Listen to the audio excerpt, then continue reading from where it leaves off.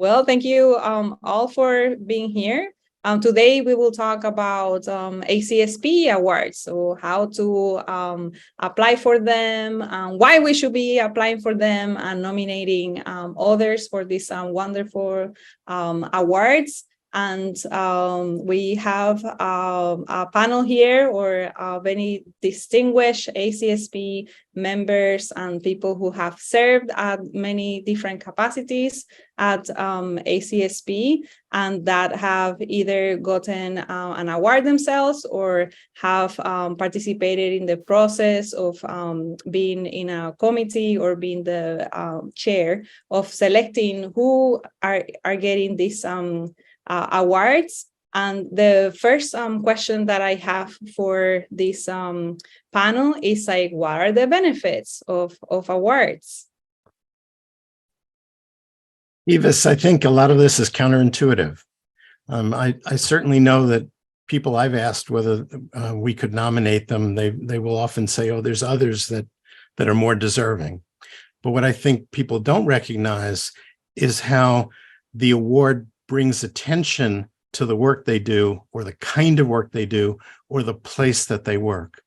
That if you do a kind of research that is new, if you do a kind of research that you feel is undervalued or poorly understood, getting an award for that research is going to elevate that kind of work in the eyes of our colleagues and our students. If you have an innovative way of teaching, if you're accomplished in service or in administration, which, you know, so often our colleagues poo-poo the other things that we do. This is a way of showing our colleagues, showing our institutions that work is more valuable by bringing home an award. And it also gives our departments an excuse for publicity. You know, it's a lot of times the things we do are not well understood out in the world, and the communications folks don't see this as a news release. But getting an award is a tangible thing that everybody understands. And so the communications folks love it. They're ready to put it out there and brag about it. And so we help our institutions, we help our discipline, we help the profession by putting ourselves forward for awards. Great. Those are great suggestions, Bruce. What I want to add is that you all do amazing work, and you deserve credit for it, and you deserve recognition for it.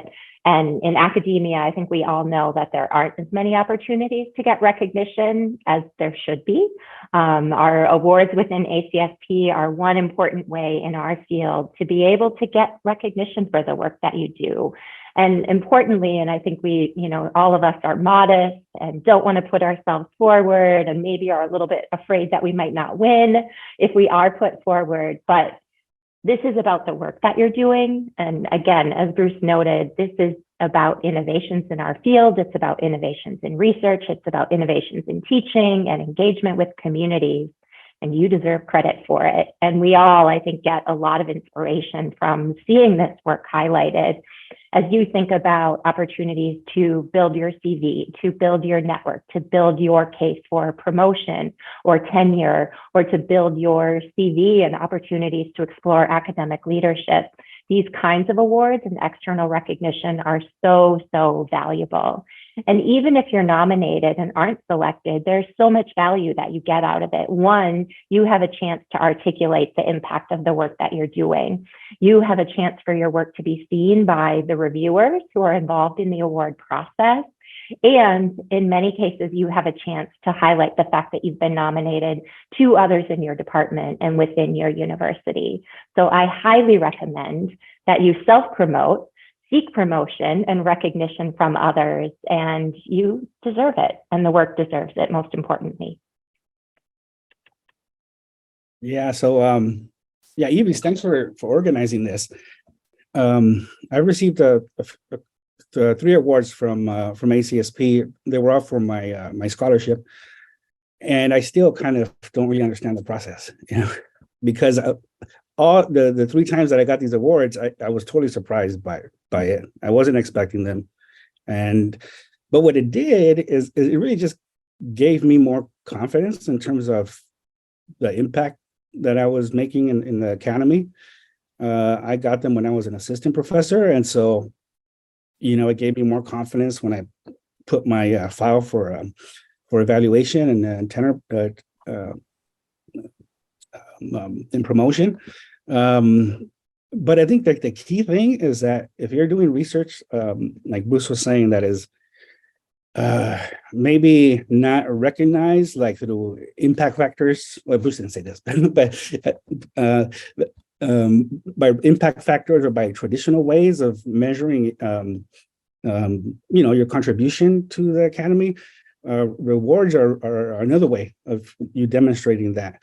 They're also a good way of highlighting like the topics that you're working with. So I work with a lot of topics that are not necessarily like mainstream urban planning topics, but at the same time, they're kind of critical to the profession. And so highlighting that contribution really provides an opportunity for those themes that are not necessarily focused on to really kind of come out and shine. So I think really the rewards are, like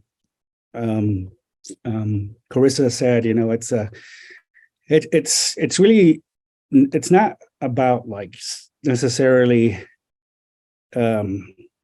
self-promotion, but it's more about just putting your work out there and being confident that your work deserves attention. And I'll just say, I'm going to have to second and third everything that has already been said. And, as a student, I want to say one of the biggest things, of course, is recognition of your work. It's an extreme honor, honestly, as a student to get an award and have that word recognized as you're working towards building out your career. Of course, as a student, it also is a big step towards your professional career and making sure that it's something on your CV. It's something that really helps your work be recognized even before you're entering the job market. So I think that's a really valuable thing for students to consider as well.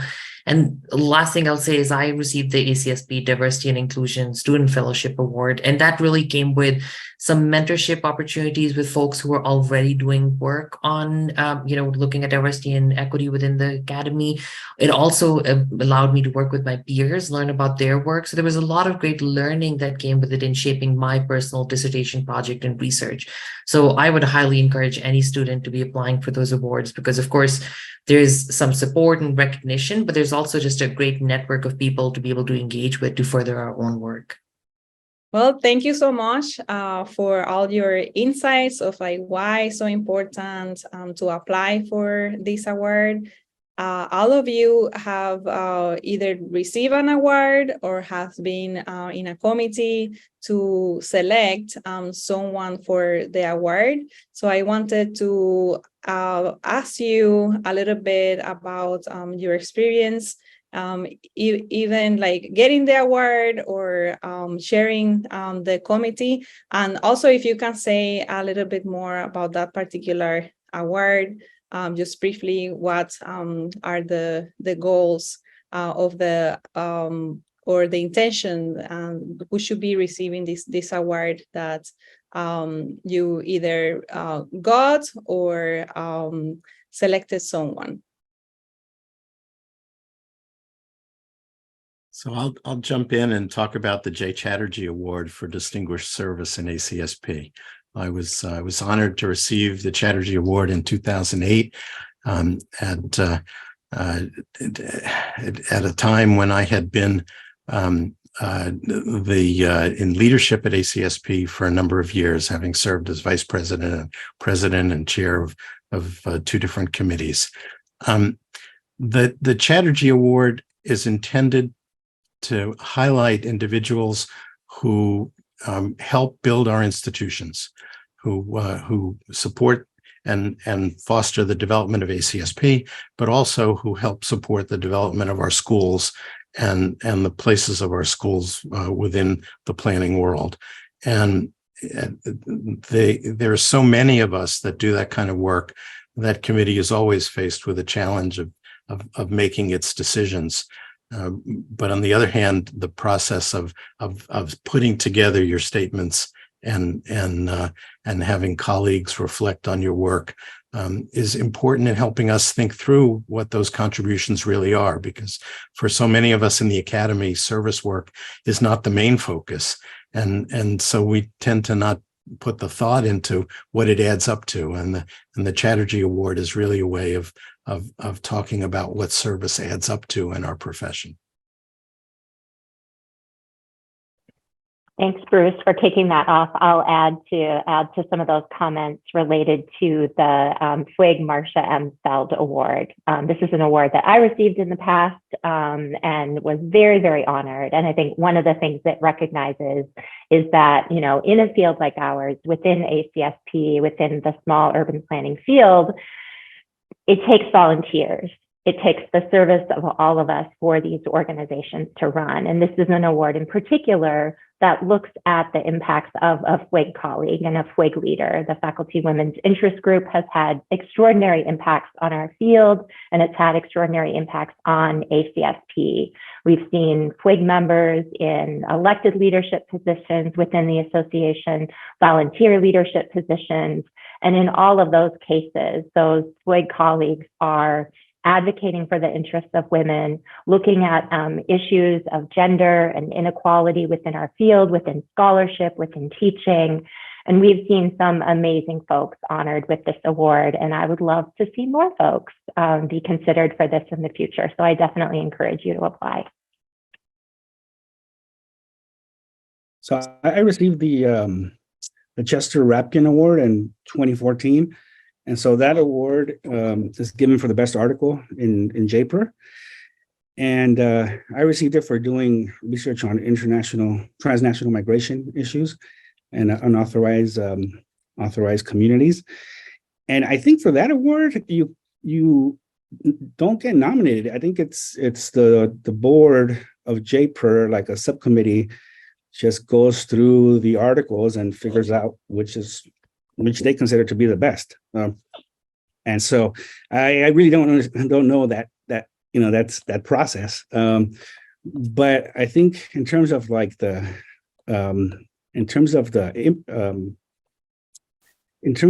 impact of that, it was really just kind of helped free me from the constraints of having to do like really mainstream, urban planning. Like, you could also get recognition just doing what you love to do, and so that would be my suggestion, is that for those scholarship awards, and I mean, the best thing to do is just do a really great scholarship and then focus on that.